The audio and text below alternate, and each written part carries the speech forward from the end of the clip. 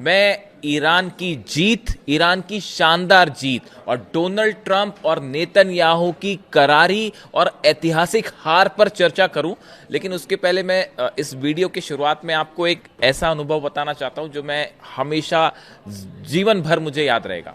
देखिए, आज सुबह मैं घर पे था और डोनाल्ड ट्रंप ने जब ये अनाउंसमेंट किया, अमेरिका ने अनाउंसमेंट किया कि वो सीज फायर कर रहे हैं और ईरान की सारी शर्तों पर, ईरान की शर्तों पर ये सीज फायर हुआ और सब तरफ ये खबरें फैली कि भाई ये अमेरिका ने एक प्रकार से करारी हार स्वीकार कर ली है। और उसके बाद जो है ईरान में जीत के जश्न की जो है वो तस्वीरें सामने आने लगी। पूरे ईरान में लाखों करोड़ों लोग जो है वो सड़कों पर थे और अल्लाहू अकबर के नारे लगा रहे थे और ईरान को एक दूसरे को जीत की मुबारकबाद दे रहे थे। लेकिन इसी बीच देखिए, एक घटना ऐसी हुई कि मेरे घर पे, मेरे फ्लैट की डोरबेल बजती है, घंटी बजी फ्लैट की। मैंने जैसे ही दरवाज़ा खोला तो सामने एक 10 साल की बच्ची खड़ी हुई थी। ये मेरी ही सोसाइटी में रहती है, जहाँ मैं रहता हूँ वहीं पास ही में रहती है। तो उसके हाथ में एक बॉक्स था। मैं आपके साथ शेयर करना चाह रहा हूँ इस अनुभव को। उसके हाथ में एक बॉक्स था। मैंने पूछा, बेटा बताओ सुबह सुबह कैसे आ गए आप? तो उन्होंने कहा कि मयंक अंकल, मैं आपके लिए खीर लेके आई हूँ, मैं आपके लिए सेवई लेके आई हूँ। तो मैं बड़ा हैरान हुआ। मैंने पूछा, अरे सेवई आज क्यों? तो उन्होंने कहा, देखिए अंकल, इस बार आप जो है ईद पर हमारे यहाँ नहीं आए। हमें पता है इस बार आपने ईद नहीं मनाई, ईद पर आपने सेवई नहीं खाई, क्योंकि अली खामनेई साहब के निधन से, उनकी डेथ से आप बहुत सैड थे, इस जंग की वजह से आप बहुत सैड थे, इसलिए आपने सेवई नहीं खाई। लेकिन आज ईरान जीता है अंकल और मैं आपके लिए सेवई बना के लाई हूँ। और वो बच्ची मेरे लिए जो है वो सेवई बना के लाई। बेहद ही इमोशनल मोमेंट था। मैंने उस बच्ची से कहा, बेटा मैं अपने लाखों दर्शकों के साथ आज ये बात शेयर करूंगा, और चूंकि बच्चे मन के हमेशा सच्चे होते हैं और उसने ये सेवई बनाई है तो ये खाने की भी बनती है। बहुत बहुत शुक्रिया बेटा, ये बात मुझे हमेशा याद रहेगी। देखिए, आगे बढ़ते हैं, हम अपने वीडियो पे आते हैं। आज सब तरफ पूरे दुनिया भर में ये खबरें हैं कि ईरान की शानदार जीत हुई है और ईरान के सामने अमेरिका झुक गया। लेकिन आप अगर सही अर्थों में इसको एनालाइज करें, इस पूरे घटनाक्रम को जो पिछले 12 घंटे में हुआ है, ये जीत जो है, जो तस्वीरें आज ईरान से आ रही हैं, ये जीत ईरान की उस जनता की जीत हुई है। ये जीत है इमाम हुसैन की, ये जीत है अली खामनेई साहब के उसूलों की, अली खामनेई साहब के सिद्धांतों की जीत है। उन्होंने इस्लामिक क्रांति के बाद ईरान में जो सिद्धांत रखे, जो मूल्य रखे, ये आज उनकी जीत है। ईरान की जनता ट्रंप की मिसाइलों के सामने सीना तान के खड़ी हो गई और ये कल बात पूरी दुनिया ने देखी। जितने एनर्जी सेंटर्स थे, जितने न्यूक्लियर सेंटर्स थे, कल रात को, बीती रात को लाखों लोग वहां जमा थे और मानव श्रृंखला बना के, ह्यूमन चेन बना के वहां पर मौजूद थे। किसी को ना टॉमहॉक मिसाइल का डर था, ना किसी को F-35 का डर था, ना F-16 का डर था।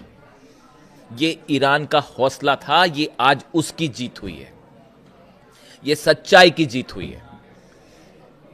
आज एक बार फिर पूरी दुनिया ने देखा कि अगर दुनिया के सबसे ताकतवर मुल्क होने का दावा करने वाला जो राष्ट्रपति है या कंट्री है, उसको कैसे झुकाया जाता है, इसका परफेक्ट एग्जाम्पल पेश किया है ईरान ने। ईरान ने पूरी दुनिया को वो फॉर्मूला बताया है कि कैसे आप दादागिरी का जवाब दे सकते हैं।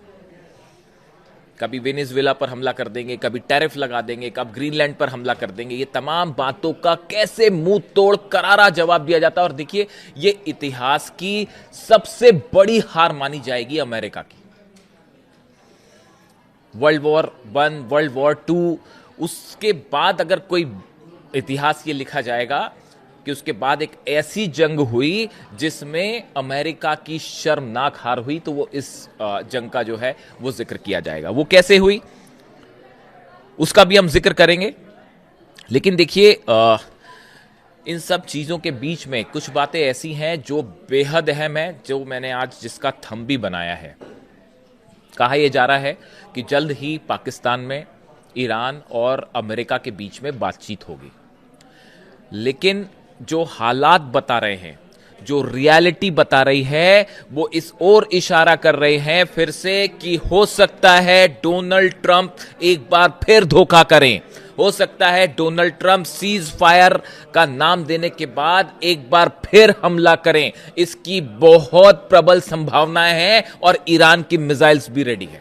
इस बात को ईरान भी अच्छी तरह समझ रहा है। अब मैं ये बातें क्यों कह रहा हूं, ये आपको ध्यान से समझना पड़ेगा कि आखिर ऐसा क्यों है, इसकी आशंका क्यों जताई जा रही है कि ये सीज फायर कुछ ही दिनों का सीज फायर और खत्म हो जाएगा। देखिए, पहली बात तो ये समझिए कि जो सीज फायर करना पड़ा अमेरिका को, बेहद मजबूरी में करना पड़ा है। अमेरिका के सारे बेस तबाह हैं, मिडिल ईस्ट के बेस जल रहे हैं। जो मेरी जानकारी है, बाद में आपके पास आएगी, जो भी सोर्सेस से, मेरे अपने सोर्स हैं जो मैं एनालाइज करता हूं, अमेरिका के 25 प्लेन तबाह हुए हैं, चाहे वो एयर मोड में रहे हों, चाहे वो अलग अलग एयरपोर्ट्स पर खड़े थे, अलग अलग बेसिस पर खड़े थे। 25 प्लेन ऐसे हैं जो तबाह हुए हैं अमेरिका के। अगर आप हार उनकी गिरना शुरू करें, पूरा डिफेंस सिस्टम तबाह हो गया, थाट तबाह हो गया, पेट्रियट तबाह हो गया। आप देखें, मिडिल ईस्ट से हालात यह है, मिडिल ईस्ट से अमेरिका का प्रभाव अब लंबे वक्त तक हट चुका है। उनके साथी देख चुके हैं कि ये हमें नहीं बचा पाए, चाहे सऊदी हो, चाहे यूएई हो, चाहे बहरीन हो, चाहे इराक हो, चाहे जॉर्डन हो। सबके सामने यह बात आज साबित हो गई है कि जब ईरान मिसाइल से हमला करता है तो ना डोनाल्ड ट्रंप बचा सकते, ना अमेरिका बचा सकता है। तो ये जो एक हुआ था कि अमेरिका बचा लेगा, वो हमेशा के लिए खत्म हो गया है। अब मिडिल ईस्ट का किंग है ईरान और पूरा पूरा वर्ल्ड ऑर्डर अब चेंज हो चुका है। इस बात को याद रखिएगा। मैंने पहले भी कहा था आपको कि वर्ल्ड ऑर्डर जो है वो पूरा चेंज हो जाएगा और अब यही होगा। अब मिडिल ईस्ट का किंग होगा ईरान। लेकिन देखिए, ये बात क्यों कही जा रही है कि ये धोखा हो सकता है, उसकी सबसे बड़ी वजह है, 5 मुद्दे मैं आपको गिराता हूं। देखिए, ईरान ने बिल्कुल साफ कर दिया है कि ठीक है, बातचीत करिए, जो है करना है करिए। यूरेनियम जो है 450 किलो एनरिच्ड यूरेनियम, वो ईरान किसी सूरत में नहीं देगा। ये बात साफ है और अब तो इस जंग के बाद और क्लियर है।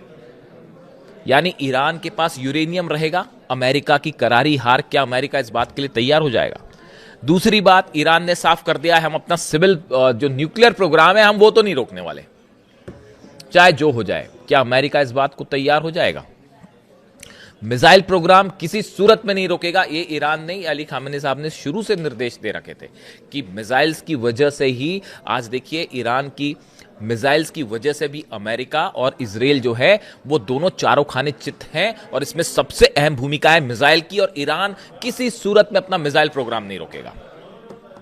जितने सहयोगी हैं, चाहे हिजबुल्लाह हो, चाहे हुती हो, चाहे हमास हो, इनको लेकर किसी तरह का कोई समझौता नहीं होगा। ईरान ने कहा है जितना नुकसान हुआ उसकी भरपाई करिए। चलिए, वो भरपाई तो हो जाएगी, वो अमेरिका क्या करेगा, जो अरब देश है इन्हीं से वसूल करके ईरान को दे देगा, वो उतना बड़ा मुद्दा नहीं।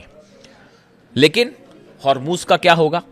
क्या हॉर्मूज पर अब हमेशा ईरान का कंट्रोल रहेगा? पहले तो ईरान ने खोल रखा था, लेकिन अब हालत यह है कि अब ईरान के कब्जे में है। इससे बड़ा फेलियर और अमेरिका का किसी राष्ट्रपति का और नहीं हो सकता, डोनाल्ड ट्रंप का नहीं हो सकता। इसीलिए अमेरिका में अब डोनाल्ड ट्रंप के इस्तीफे की मांग उठने लग गई है। यानी अभी तो कहानी शुरू हुई है, ये जो सीज फायर से कहानी शुरू हुई है। अब आप आगे आगे देखिए इसका अमेरिका में क्या इसके साइड इफेक्ट्स होते हैं। और ये इस तरह की चर्चाएं शुरू हो गई हैं कि डोनाल्ड ट्रंप की हार तय है। और बड़े सारे ऐसे सांसद हैं जो डोनाल्ड ट्रंप की पार्टी के हैं, वो ये खुद कह रहे हैं कि आपने जो है इतनी, अमेरिका का पूरी दुनिया में प्रभाव घट गया। ईरान ने सीधी सीधी मात दे दी अमेरिका को। क्या चीन से लड़ोगे और क्या रूस से लड़ोगे? तो ये तमाम बातें, अब ये सब जो मुद्दे हैं, क्या इन मुद्दों पर सहमति हो पाएगी? ये मुद्दे तो 6 दौर की जब बातचीत थी उसमें भी थे। जो 6 दौर की बातचीत चल रही थी, उसके बाद जब हमला किया अमेरिका ने, उस समय भी ये हालात थे और उस समय भी ये हालात है। बल्कि अब तो ईरान और एडमेंट है, अब तो ईरान और विश्वास नहीं करेगा, विश्वास का कोई सवाल ही नहीं उठता। तो क्या आपको लगता है कि यहां पे डील हो जाएगी?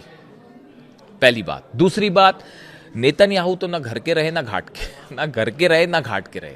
हकीकत है ये, इजराइल की वो हालत है, ईरान नप। और इसी वजह से बताया जा रहा है कि नेतन्याहू जो है वो ट्रंप से नाराज है। ये इसीलिए ये बात भी कही जा रही है।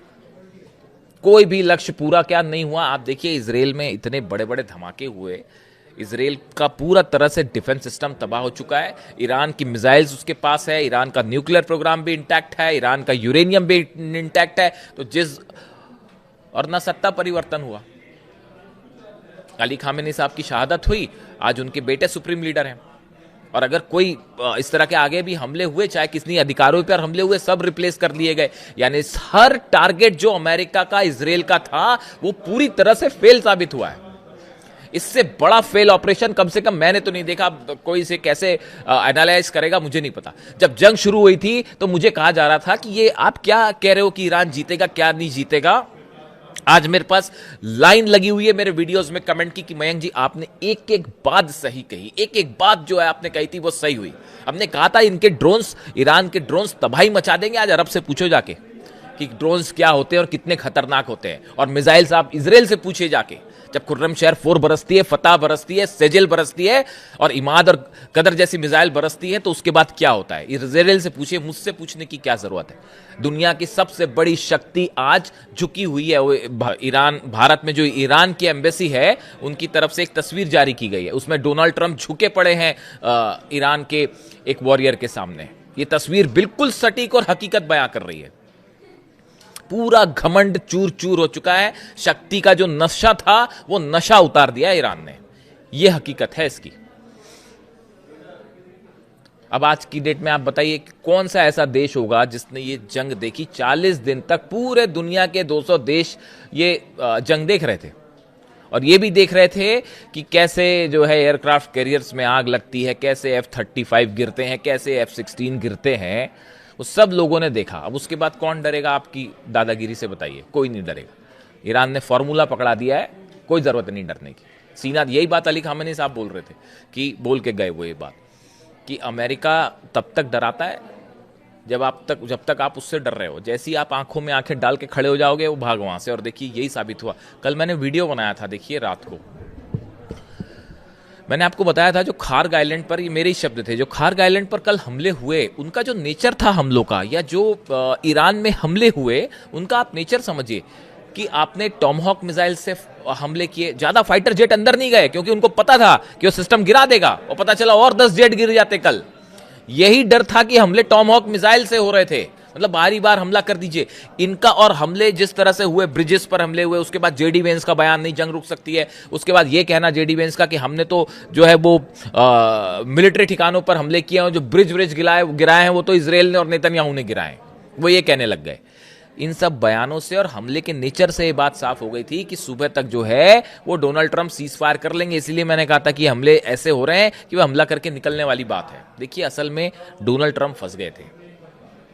पूरे इंडस्ट्रियल एरिया अरब के जल रहे थे, बड़ी बड़ी मल्टीनेशनल्स पे हमले हो रहे थे, तेल के दाम जो है वो आसमान छू रहे हैं, हॉर्मूज बंद है, फाइटर जेट्स गिर रहे हैं। बुरी तरह से फंस चुके थे डोनाल्ड ट्रंप। उनको फौरन सीज फायर चाहिए था, इसलिए उन्होंने कहा भैया पहले सीज फायर करिए, इज्जत तो बचाइए। इसलिए यह सीज फायर किया गया। इसकी हकीकत यह है और कुछ नहीं।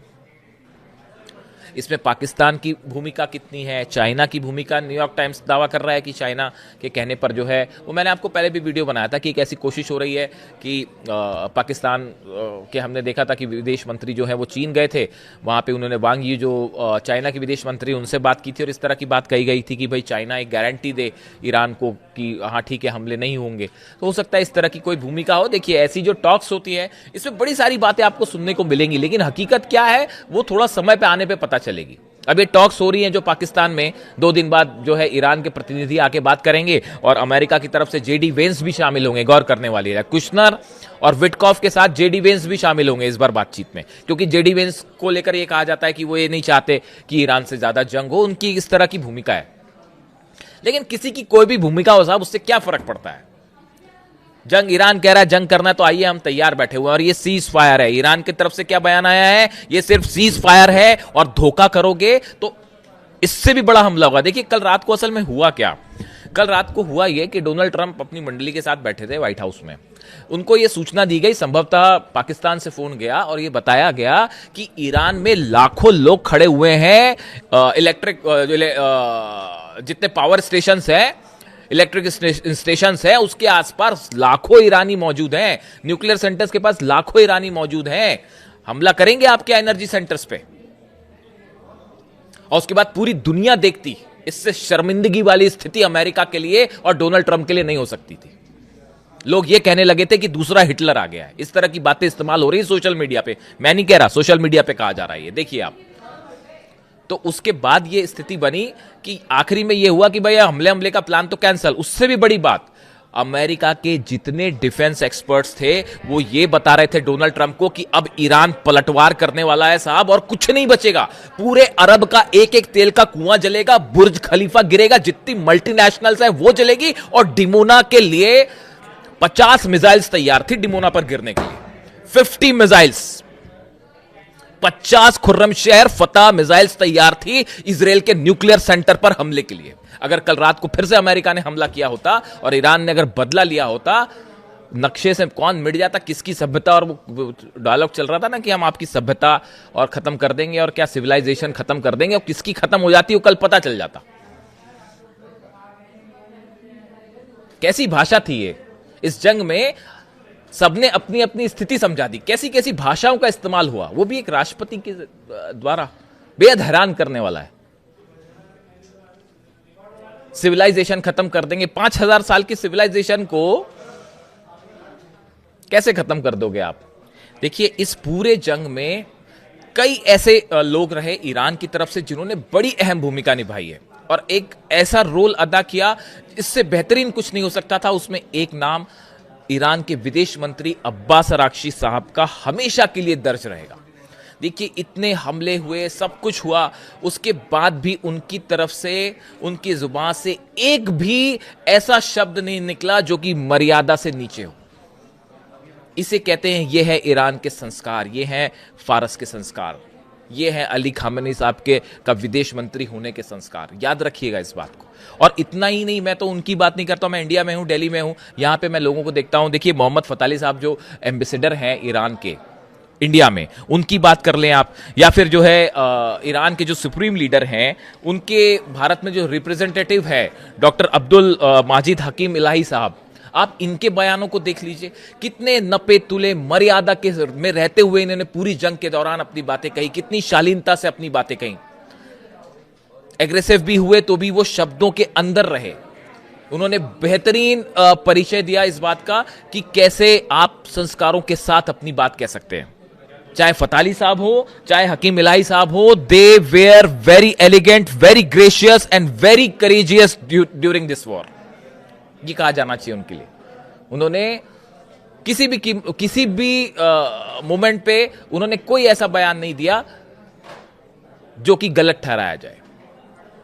अब देखिए, हालात ये है कि इस पूरी बातचीत के बीच में नेतन्याहू के 2 बयान ऐसे हैं जिन पर आपको हर बात पे ध्यान देके चलना होगा।